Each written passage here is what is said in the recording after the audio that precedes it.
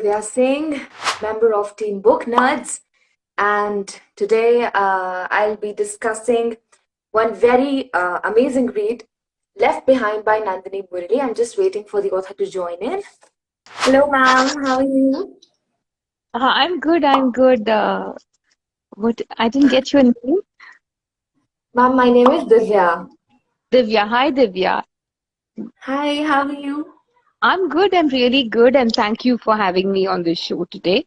Thank you so much for joining in. I am more than happy to be talking to you right now. I personally read the book, and as much as it gave me a lot of mixed emotions. I was actually very surprised by how beautifully it was written and how it did something, some books just stay with you. It was one of those reads, and I was looking forward to this, and I'm very happy to be here right now. Guys, I want to tell you a little about the book. Well, I would be, ma'am, sitting in front of you right now. I'm feeling a little nervous, and it would be way better if you are the one telling, but I'll just go for it. So, guys, today we'll be discussing Left Behind by Nandini Murali, ma'am. This book is based on surviving suicide loss. Suicide loss and the pain, the stigma, the struggle that comes along with someone who has lost someone due to suicide. Ma'am, I would like to ask you about your process of writing this book. You know, we all have stories, we all have these struggles, but when was the time you realized you wanted to document it as a book? And how did you get the courage? I mean, how? I really want to know. Yeah, I love this question, Divya, because I feel It is a as very common one. I know, but I think for me, writing is a process and not so much a product. So I love those very process-oriented questions, which invite you to look at writing as a journey. So how did I think of writing this book? I think I've always been very comfortable in expressing myself through writing. And through various challenges life threw at me, I found that writing was a medium through which I sort of expressed myself very comfortably and very naturally. So when this monumental challenge, just sprung up, I think it was very natural for me to sort of process that through writing. So how did I think of writing this book? On the day of the incident, I realized that I wanted to look at truth straight in the eye. And two reasons for it. I think for me, my life, at least at this moment and at that moment, it was all about my journey towards being authentic. So, and suicide, as you rightly pointed out, is mired in so much of stigma, shame, secrecy, and silence. And although at that point it was very it seemed almost like a knee jerk that I would also contribute to this toxic silence around suicide. So, but I felt maybe it's my professional engagement with marginalized communities. I felt that truth needed to be looked straight in the eye.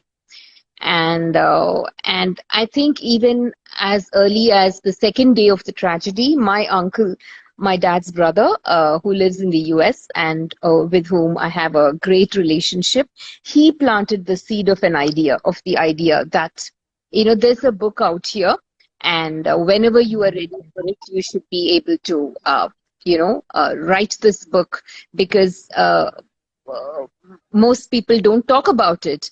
And, that stayed with me because I felt I needed to provide a counter narrative. So writing about this for me was actually an act of transgression. So I really wanted to debunk a lot of myths and stereotypes and a whole lot of hogwash surrounding this very, very serious global issue.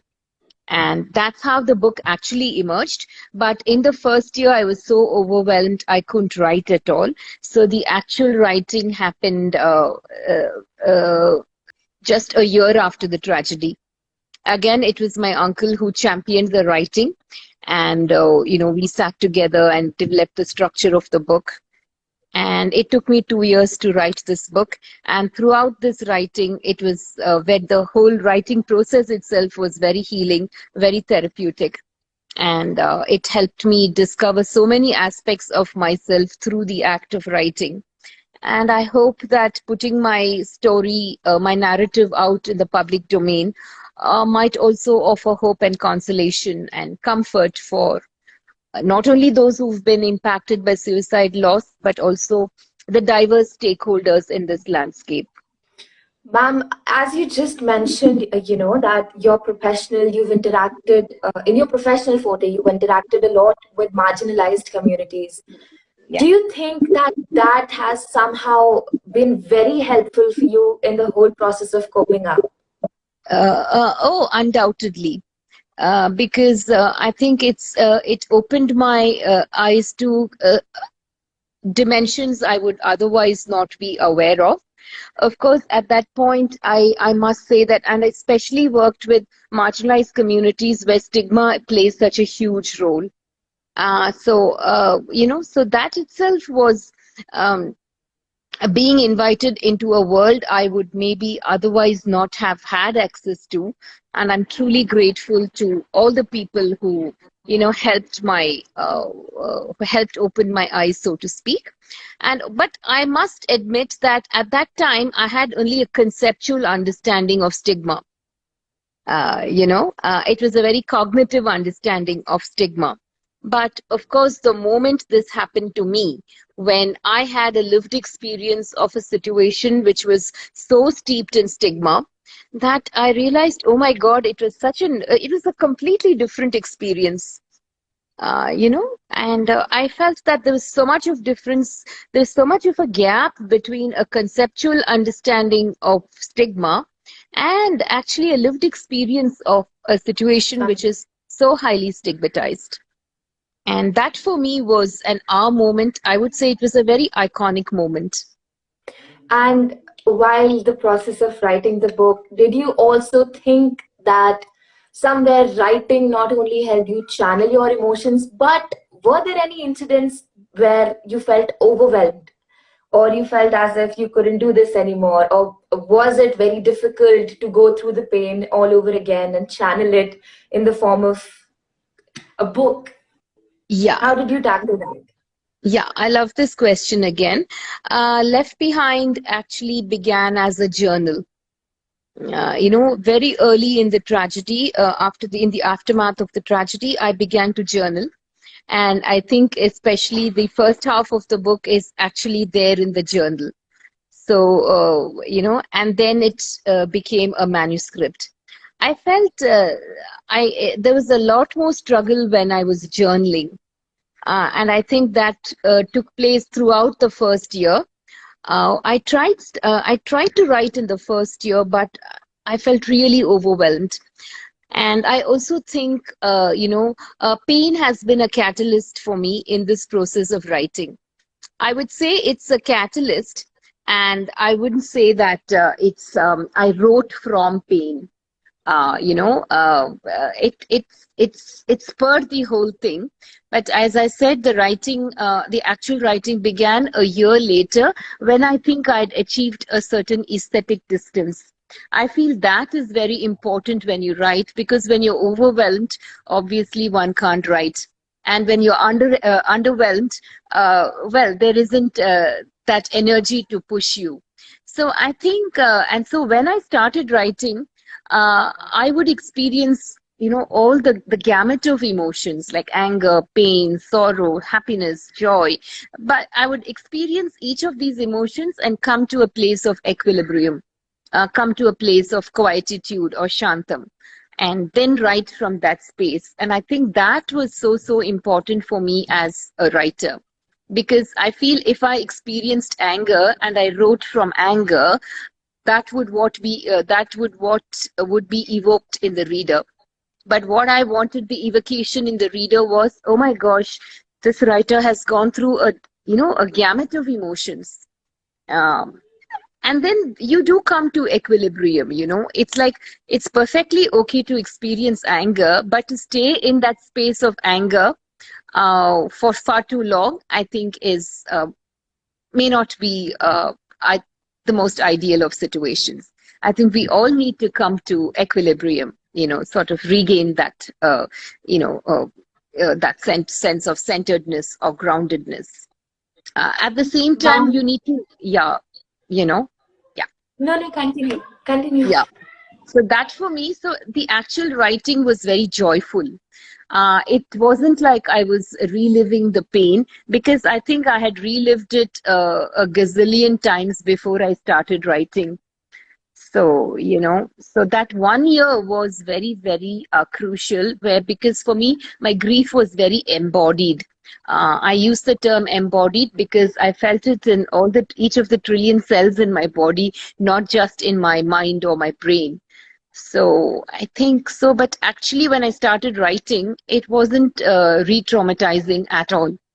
In fact, as I mentioned, it was so therapeutic, and it was almost such a sacred act. Yeah. As you mentioned, pain acted as a catalyst for you in the process.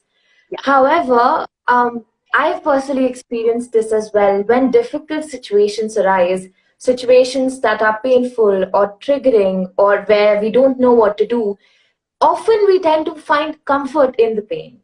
And we feel like pain is easier to deal with. And why struggle and pull yourself up and go and do something completely different? How did you manage to put yourself in a state, in a frame of mind where you knew that pain was not something you wanted and you knew you wanted something else and you were courageous enough to go for it? Yeah. I think for me, this year, it was like walking through fire. And I think the knee jerk is to sort of avoid pain. And I think one of the very common ways we avoid pain is to numb ourselves through various distractions. I think work is such a socially acceptable distraction. I often find people say, oh, get busy, so it's like this whole thing. I don't want to, I want to avoid my pain. I don't want to face it. So let me distract it. So let me use band-aids. Let me use quick fixes. I think that's almost such a normalized response to pain. But I felt I had to look at pain right in the eye.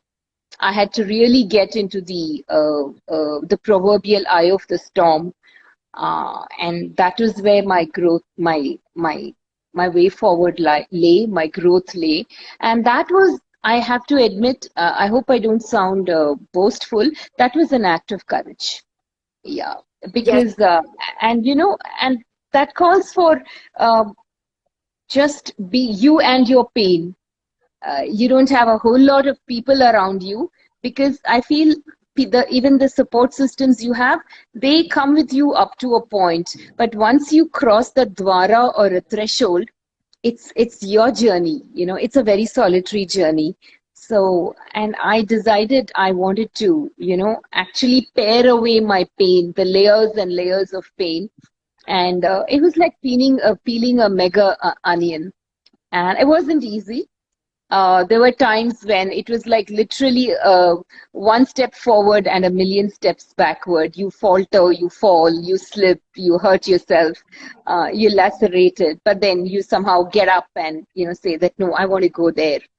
But then after a point, the resistance breaks, and then you're just flooded with light. So in that sense, it was a very, I would say, a very heroic journey. Yeah. But not easy for at all. sure. Yeah. For sure. Ma'am, there's a line in your book I actually loved. It says, the death was cloaked in an iron curtain of secrecy, shame, and silence. I wanted to ask you that suicide, as we all know, when we hear the word suicide, our first reaction is we are baffled because we don't know how to deal with it. Absolutely. Personally, I would, being in a situation where you have been with someone, you've seen them grow, you have experienced things with someone, and losing them like that, and knowing fully well you could have controlled it, but you couldn't. That is a different set of guilt on its own. And then knowing that that person is gone forever, and it's no one's fault. You do not have anyone to blame. It's a very baffling situation. Here, I wanted to ask you, suicide being a stigma as it is, what can we do to prevent it? I mean, when I read the book, it took me a while to get out of it. Honestly, it was as if I could read it, but I couldn't quite imagine myself in that position because I don't know how it would have been, losing someone like that. It would have been a quagmire. How do you think we can prevent people from stigmatizing the idea of suicide? Maybe then we can, help people not take that step. Yeah, Divya, I think the only way we can, take stigma head on is to create spaces, safe, supportive spaces where we can have informed conversations about suicide. Right now, it's so hush hush. I, for instance, would like suicide. It's a very difficult conversation, no doubt. It's a very fierce conversation, but right now, it's not even happening in the margins, let alone moving it to the center. And we need to, I feel we don't have those very safe, supportive spaces where we can have those really compassionate conversations. You know, therefore, as someone impacted by suicide loss, one way was to tell my story. The other thing, what I did was, I think just a year after on my husband's death anniversary, I set up an initiative called Speak, which is again creates this kind of safe, supportive spaces. And this is part of a very well-known mental health NGO based in Madurai called the MS Chelamuthu Trust and Research Foundation, which has been in the mental health space for more than 3 decades.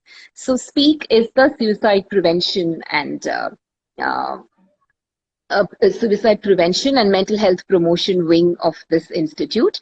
And recently, we've also set up a helpline called Speak to Us, which provides psychological support for callers in psychosocial distress.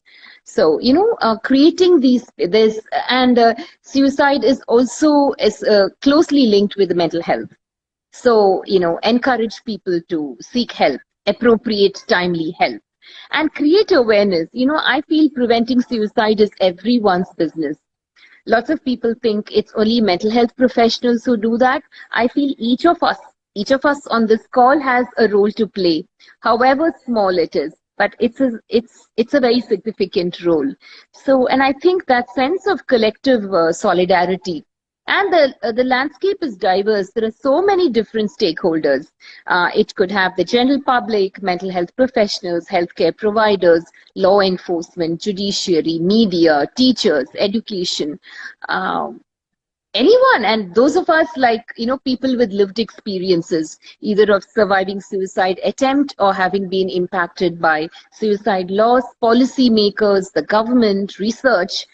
It's a convergence, so, and we all need to be, converge together and together explore how do we address this very baffling, very perplexing issue. And it's a very non-normative depth. I think we all need to accept that because it violates very fundamental norms of self-preservation. Even a little insect wants to stay alive. But then why do our loved ones suddenly decide to just end it all?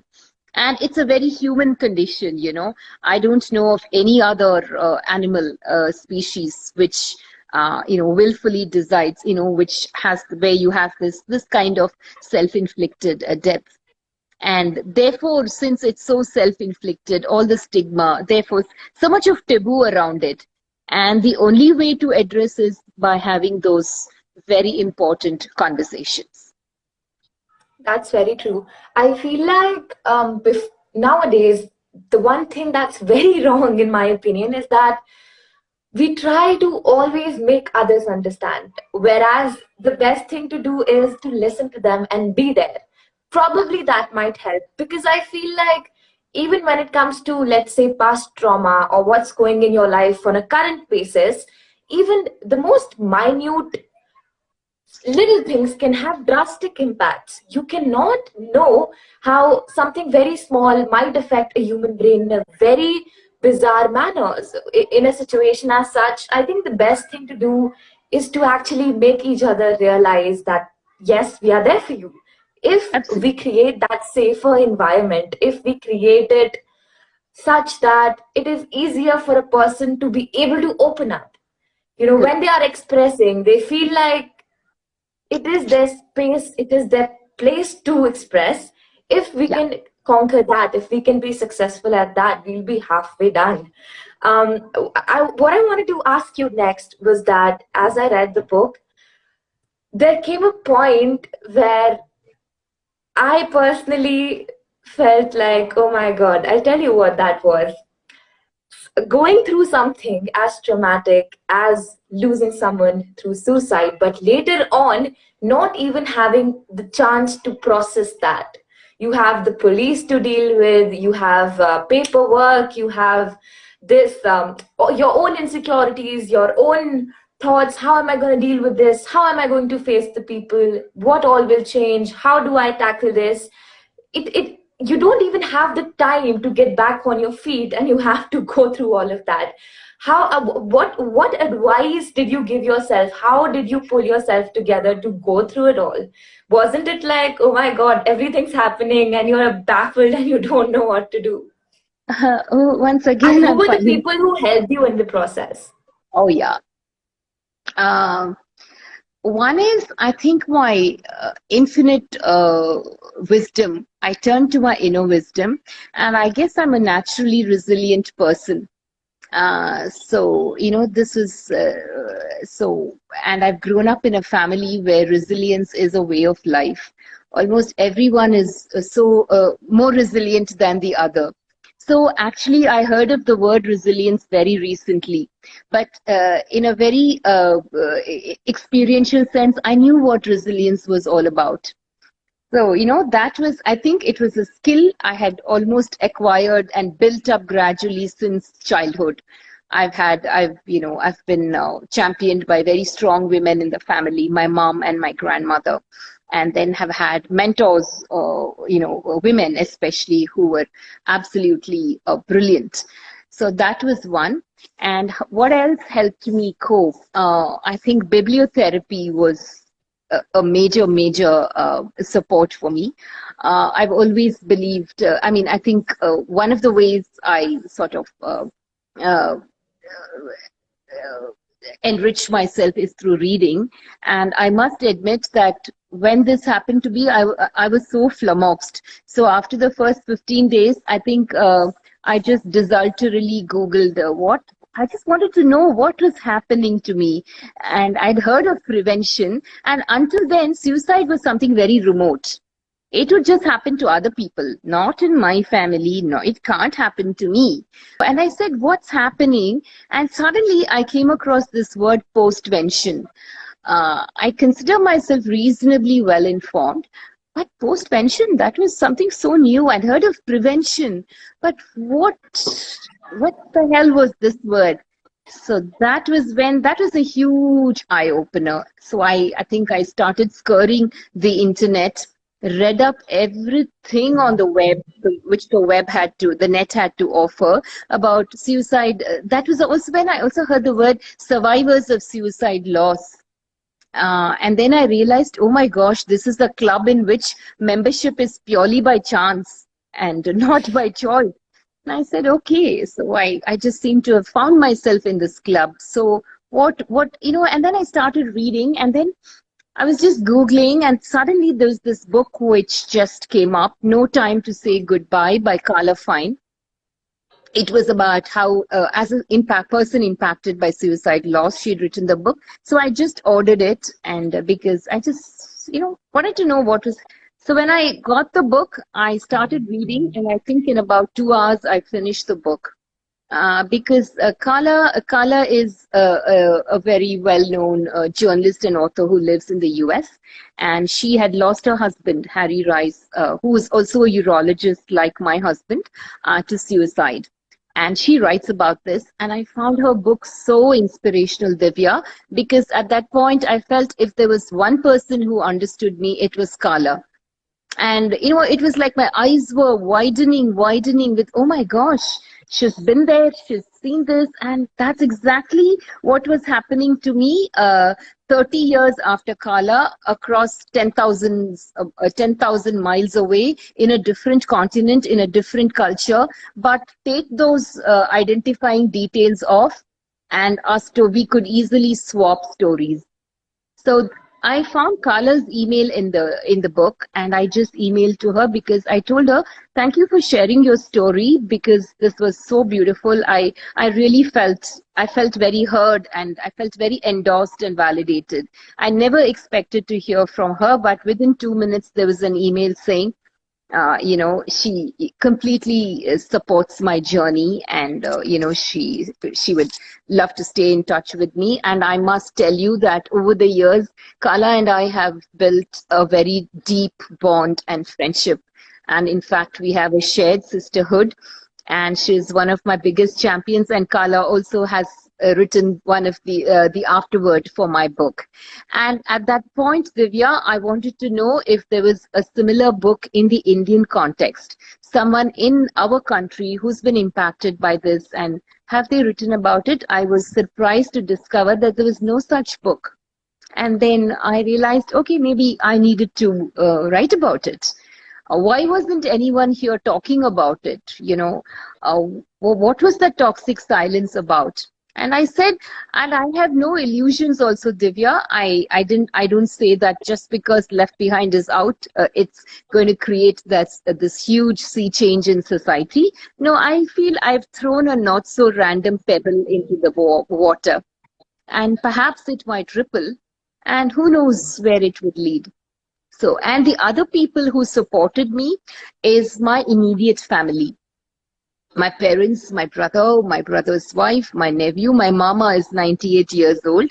I've dedicated my book to them, and my uncle in the US, the one who's a doctor. And then I've had lovely friends who are actually family to me, at Madurai, where I live. There are two families who are so close to me that they're like my extended family. And the friends were not in numbers, but in terms of quality support, they were just a phone call away. And, they sort of made things so much easier for me. And who else? Maybe well-meaning colleagues at work. And I think my friend circle, not a wide circle, but the other thing about suicide loss is so many people drop out of your life, the estrangement it causes within the family, in the friend circle. But that the ones who stay behind are the ones who you can count on. And I also think I'm a very deeply spiritual person. I'm on a spiritual path. It's my daily sadhana, which I think has really kept me grounded, and my very deep, unshakable belief in the divine. Yeah, so I think these are some of the things which have kept me going, and of course my deep engagement with nature. I just found, actually, when I was writing the book, I would write one section, and then perhaps I'm into wildlife photography, so I would go into the wild, experience the forest, get rejuvenated, come back, start the next section. So nature has also been one of my huge protective factors, I would say. That's amazing. I want to ask you, in the book, there was this sentence: after a person commits suicide, ironically, the deceased victim also becomes the culprit. Yeah. And that I thought was very hard-hitting, very thought-provoking. I mean, I personally felt that when you hear that someone committed suicide, you have seen that person struggling, and then other people, they come up to you and they ask you that, why did it happen? Why couldn't you help it? And then everyone is questioning the whole process of it, the whole outcome of it. how mentally taxing was it? I mean, of course, asking you how mentally taxing was it is a very wrong thing to do, because of course there Yeah, is no depth to it. But yeah, I really want to know, in a position where you know that this should not be questioned, yeah, anyone is should be at least empathetic enough to understand that suicide is a person's decision that they took in a very in a certain phase of mind, and then everyone just starts looking at you as if you have done something wrong, as if the person who yeah. took that step has done something wrong. How mentally taxing was it for you, and what was your inspiration? How did you tackle it? I mean, it's a lot. It is. It is very overwhelming. Much of the gyan I have today is retrospective gyan. But I think let's begin with a non-suicidal bereavement. You know, if someone dies, the death is due to non-suicidal reasons. I think we've all had such bereavement in our families, and you know the kind of compassion, the empathy, the support. You know, it's almost everyone is grieving with you. You feel very supported. You know, there's so much of hand holding, but in a suicidal death, there is so much of absence of empathy and compassion. There's this huge empathy deficit. I realized it then, but it was only later I was able to understand where this was coming from. You know, at when this happened, here I was bereaved, and instead of people offering me empathy and comfort and compassion, I felt people were more interested in playing Sherlock Holmes. You know, what happened? Tell me why. So, you know, it was like I never mattered at all.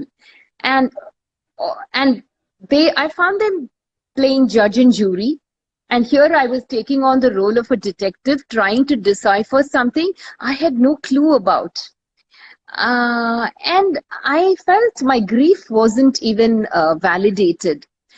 People were not interested, most people, I wouldn't say everyone, but by and large, I felt my grief wasn't being validated. It was as if I was actually had no right to grieve, but I had to actually, you know, put myself in, I was in a fishbowl.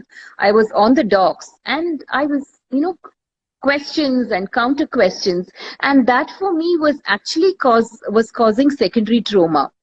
The primary trauma of having discovered your loved one dead and not being prepared for it is, I think, I wouldn't wish it on anyone in the world, not even my worst enemy. Added to this, you have all this which actually exacerbates that primary trauma. And of course, I do understand people do this because they're also flummoxed. You know, it's like it's the height of curiosity. It's voyeurism at its worst. But I think these are the things I hope left behind is, you know, shining a torch on. Because yeah, maybe we don't know. Most of us don't know what to say and what not to say. So I think there's one chapter there, what to say and what not to say. And Yes. sometimes I feel the most beautiful people who supported me were not mental health professionals per se. You know, they didn't have that background, but sometimes they were, like Revati, my friend who's self-identifies as a trans woman. She was one of the first people who condoled me, and the kind of empathy and support. And Revati also has lost her adopted daughter to suicide. That was something which, you know, you just needed to experience. You don't need to have the right words, but I think body language, supportive body language, you know, holding that person and, you know, saying that, well, I may not have experienced your pain, I can't understand it, but I'm there for you no matter what. You know, those things go a very long way. Yeah, hold on to your curiosity, probably at a later time. And don't make your condolence visit, a time and space for you to speculate, gossip, because these are the things which make it so much difficult for the person impacted and their families, of course. So. Do you How did also I think deal that? with it? Your question, Divya, how did I deal with it? I found myself, taking on the role of a detective and, answering questions, endless questions. Uh, and it was later when I started researching and reading, I realized, oh my gosh, what I was subject to was truly horrible on any scale. And therefore, impelled me to write because don't do this. Yeah. And don't use ignorance as an excuse. Yeah. Yeah. Exactly. Yeah. Yeah. Do you also think that gender also plays a vital role in how people are reacting to certain Yeah. situations? I think you Very true. mentioned that somewhere in the book Yes. that, being asked questioned as a wife. Do you think Yeah. gender plays a very important role in that? Oh, absolutely, Divya. I think suicide loss is very gendered. The stigmatization is very, very gendered. And I talk as a woman who's lost her husband to suicide. I've also talked to mothers who have lost their children to suicide. It's this traditional notion of the woman being the custodian of culture, of tradition in the family. And so it's almost an indictment of your failure as a wife, as a spouse, as a mother, as a parent. So what were you doing? How could this happen to you? So I just feel there is a very strongly gendered dimension to this. The stigmatization is also very, very gendered, and it's, I think, a double burden. Absolutely. Yes. Yeah. I feel like the fact that women are considered to be very empathetic, very people who control everything, the more managed person who's looking after it all, we are sort of just expected to handle things in a certain manner. So I completely agree with you. Gender has a very, very important role to play. One question I have is, when something wrong happens in your life, something wrong, something bad, something traumatic is the right way to put it, everyone sort of expects and sort of wants, wishes that you move on. However, Hmm. often people don't wish to move on because we don't see reason. We don't see reason because there are so many questions that are unanswered, so many things we just don't know, and no way of knowing them. Then what is the point of life? There is this burning fire in your chest that just doesn't come down. You don't understand. So moving on becomes way bigger deal to think about. It's all about lessening the pain. What was your initial reaction to the situation? Lessening the pain or learning how to move on? And how did you go about with that? Oh, I'm liking this question too. Early in my bereavement, I think I also heard this very oft repeated phrase, move on, time will heal, this too will pass, and stuff like that. I just felt that really trivialized, glossed over the issue, especially when people have, have been faced with a very traumatic situation, like a suicide loss. I think we don't move on. I personally feel, and I'm sure I'm speaking to many people like me who've been bereaved by suicide loss, we learn to move through the loss. This is something which is going to stay with us for a lifetime, maybe across several lifetimes, But we learn to, I think it's all about learning to accommodate the loss, then learning to assimilate it in your life, and learning to sort of coexist very comfortably with the loss. Because I speak from my experience largely, because I feel the more you try to push something out, the more you try to avoid it, it has a way of coming back. So for me, it was all about, being able to being very comfortable, that this loss is a huge part of my life, but it does not in any way define me or limit me. But it's certainly a huge part of who I am today. And can I learn to coexist comfortably with it? So it's been all about moving through the tragedy. I don't think I will ever move on, Divya. Um, I don't see that happening at all, but I'm moving through the tragedy.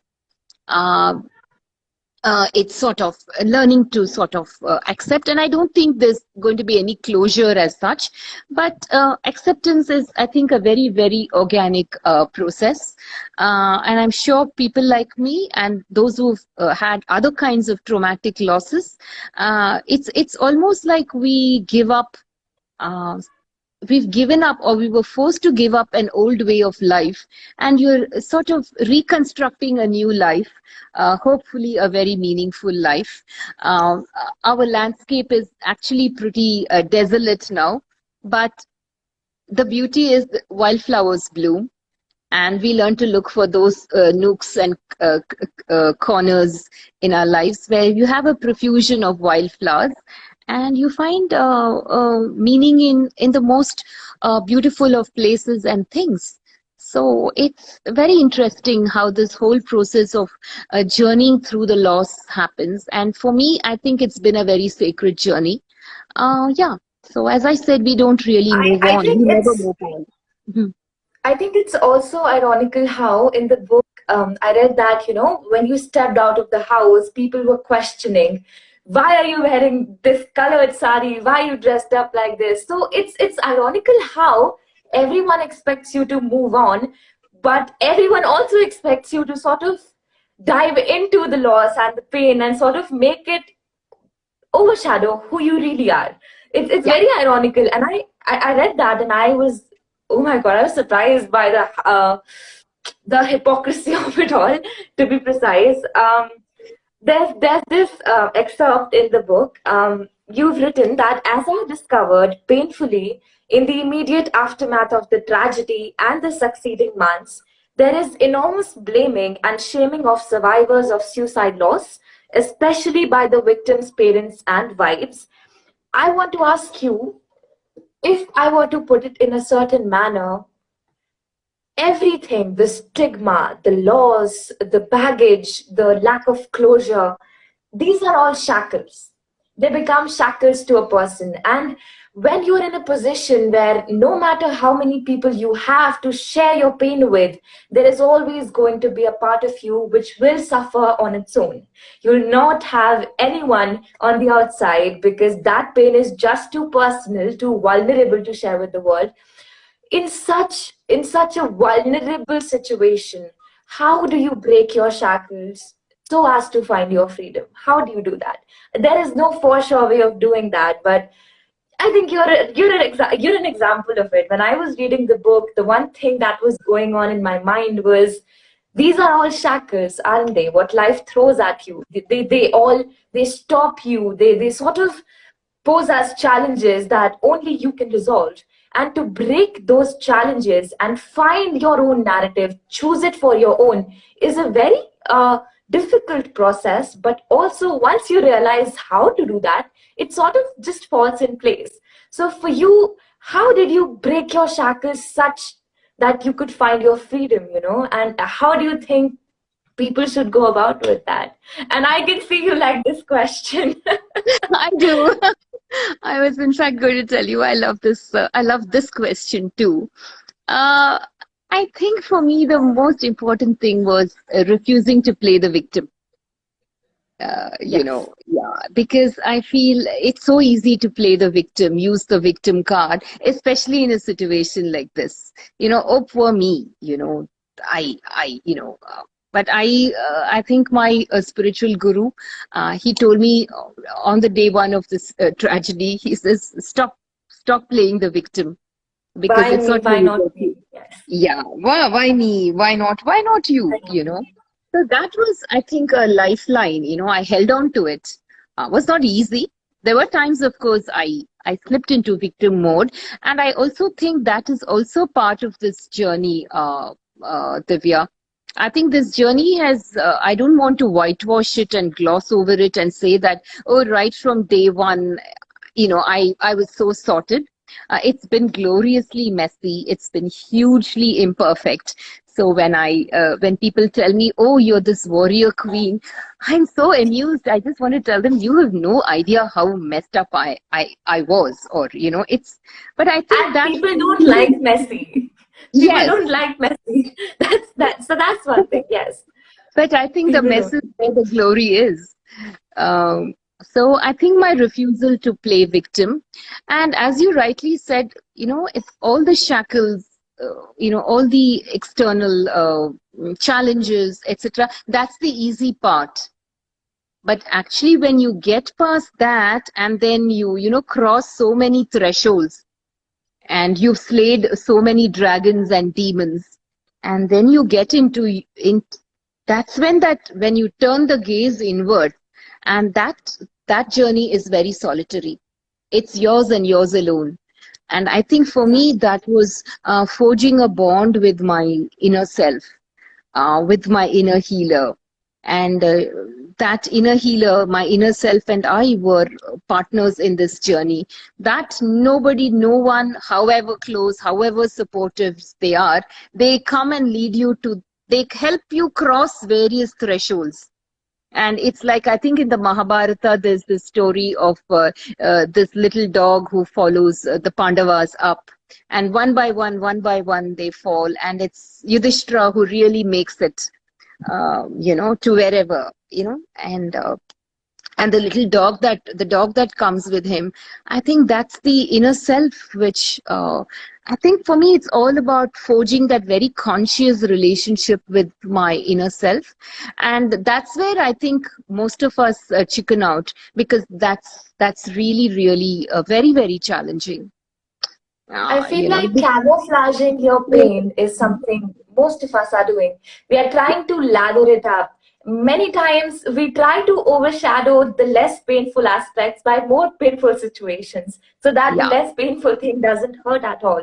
But yes, I really do believe this. The kind of vulnerability, the kind of intimacy, the kind of solitude, closure you have being in a position where you understand yourself well, it is a different thing altogether. And it gives you this innate strength because you know that I would say that strength comes from corners like happiness or uh, conquering things or success. I feel like strength always comes from dark corners, vulnerability. It is your vulnerability that helps. It is when you're stuck, when you're helpless, when you see no way out. And that's when you pick yourself up. And then later on in life, you are at a point and you look back at it and you realize, oh my God, I did that.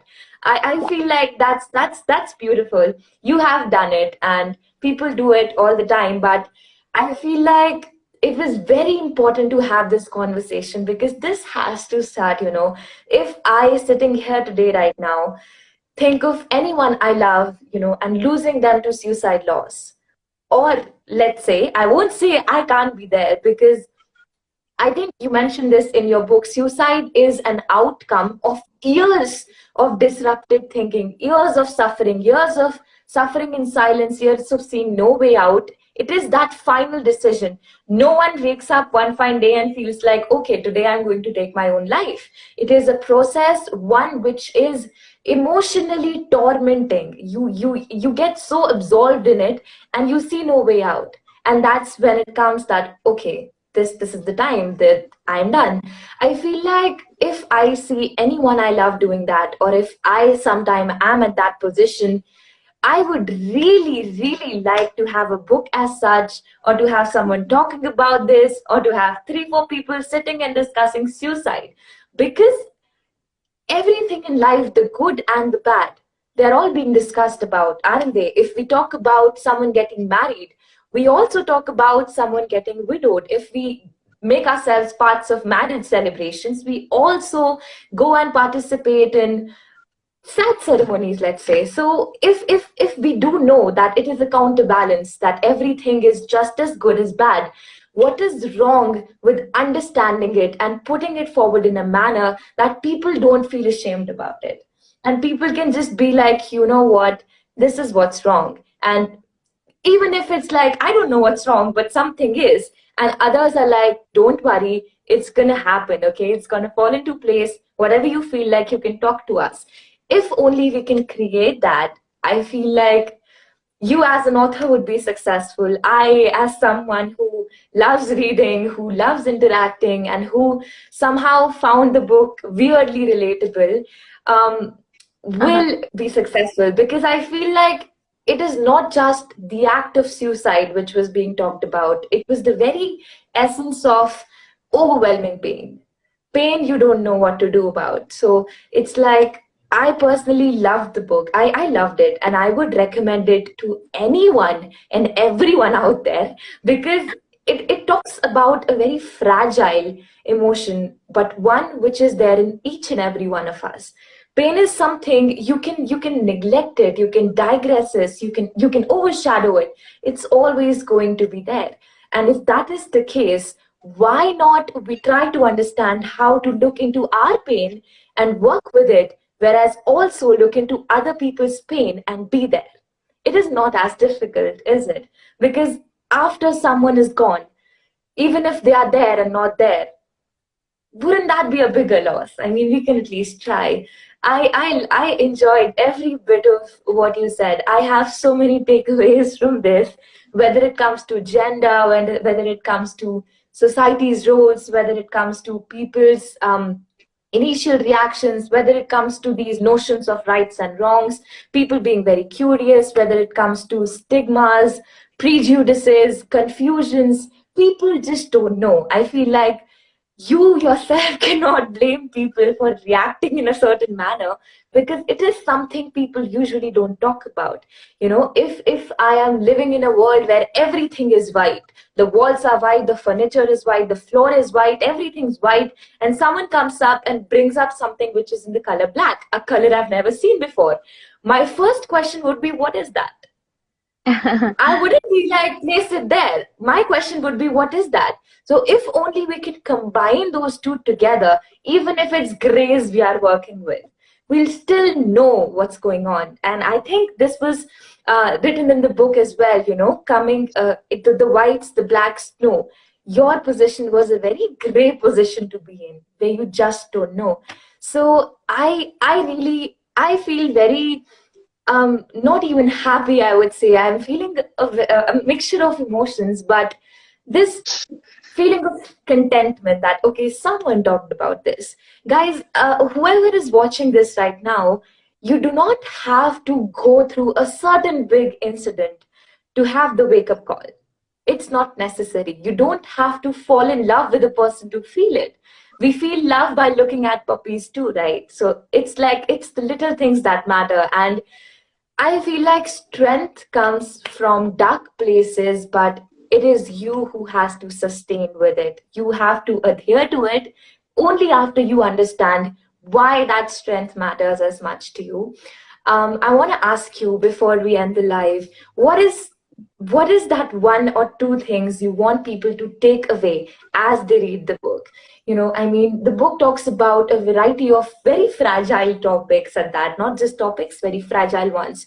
What are the one or two things, if you had a stamp, this is Nandini Murali's way of living, this is what she wants to convey to the world, what would that be? One would be to take responsibility for our lives.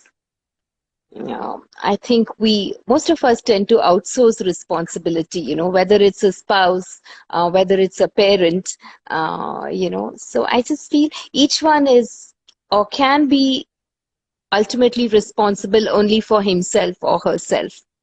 And second is discover your purpose in life, your swadharma. What is it you're meant to do? And ask yourself this question: in doing what I'm doing, what am I really doing? How do you live a very conscious, meaningful, purpose life? And I also feel um, we have no control over what happens to us. Certain things are beyond our control, but where we have control is how we respond to it. And that for me is free will. And that for me is conscious choice making. And even after the worst, I think, I'm speaking from my own example, it's still a very beautiful life. And the saddest part would be if one, after facing, any kind of tragedy, is embittered, shriveled, shrunk, and loses the zest for living. That for me would be the greatest tragedy. And it's possible not only to bounce back, but to bounce forward and find meaning, beauty, joy in life.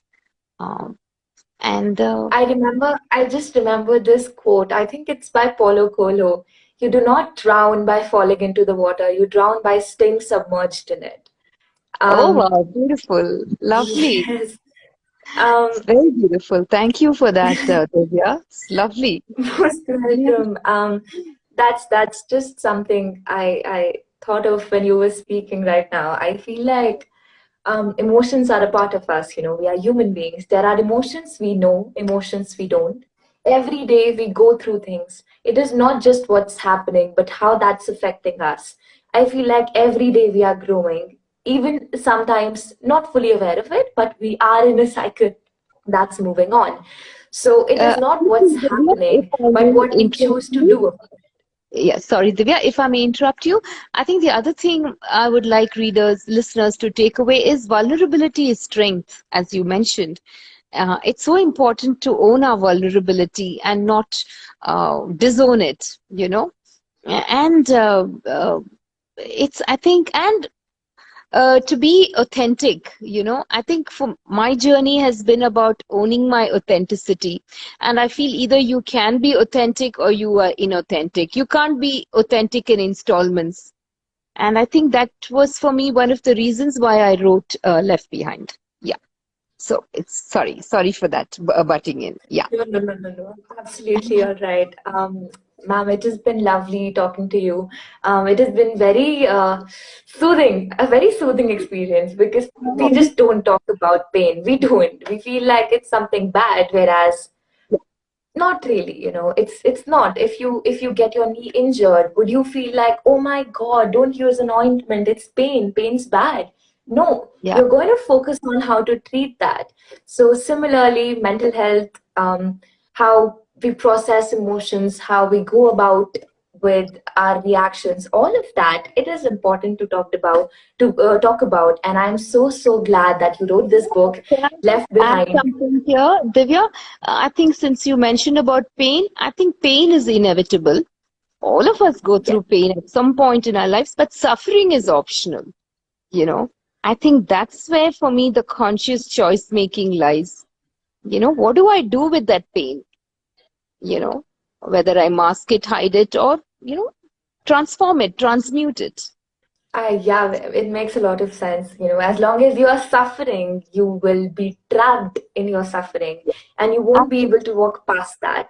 So Yeah. even if life throws pain at you, each one of us, I feel like we should be able to choose our own narrative and we should be able to understand, to know for ourselves, this is what I want to do. Your story is what you speak.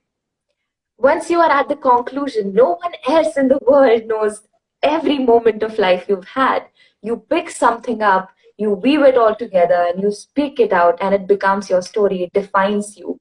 So, no matter what the pain, you choose your own narrative, and you've put it so beautifully. I am in awe of you, of this book. I feel very good right now. Thank you, Divya. I just loved the interaction with you. I just found your questions so perceptive and so in depth. It was sheer joy interacting with you. And thank you for having me on this show. Thank Yes. you for being here. Everyone who is watching this, who was here with us throughout, everything we've talked about, guys, if nothing, think about it. Take 5 seconds out of your daily lives. Think about it. It's going to help you, us, people around you. Let's, if not celebrate pain, at least accept it and be courageous enough to accept not our pain only, but others' pain as well, because it is there and we are choosing to not pay any attention to it. And probably that's why we are all suffering on our own, whereas we can all lift ourselves up in a sense of solidarity, as you put it. So, guys, left behind is the book written by Ma'am Nandini Murali. This is a beautiful book. It is about surviving suicide loss.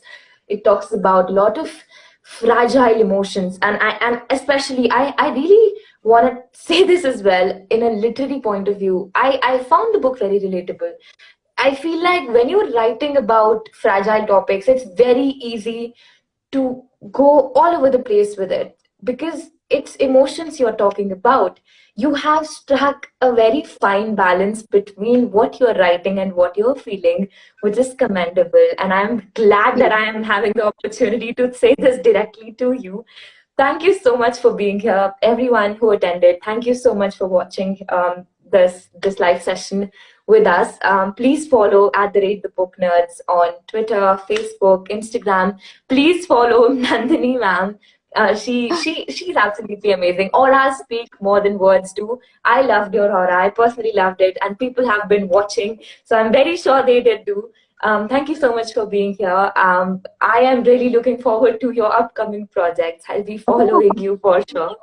And Thank yes, you. guys, let's be a bit more open, a bit more sensitive, a bit more empathetic, and the rest will all sort itself out. Life has a way of Thank doing you. that, doesn't Thank it? you, Divya, once again for that very amazing conversation. I think this is something I will always cherish. Same here. This was my first live interaction in a Oh, very long time. I feel very good to be here. oh, And yes, you sound like a pro. It didn't look like your debut at all. I was very nervous about this live session before I came in because Oh, I think it wasn't literature I was talking about. It was a whole bundle of emotions. Emotions I myself might not be very good at tackling. And those have been written down. They have been, you can't possibly be like, okay, I overlooked this, I overlooked that. You have to feel them all to be able to talk about them. I was very nervous, but this has been lovely. Your aura has been lovely. People who have watched have been very supportive. oh, And I'm really looking forward to many, many more future conversations with you. Everyone, please read this book. I assure you it is a lovely read from my side. That is all I have to say. Thank you so much for joining in, ma'am. Take care. Stay safe. thank you. Thank you, Divya. Bye bye. Bye. Bye.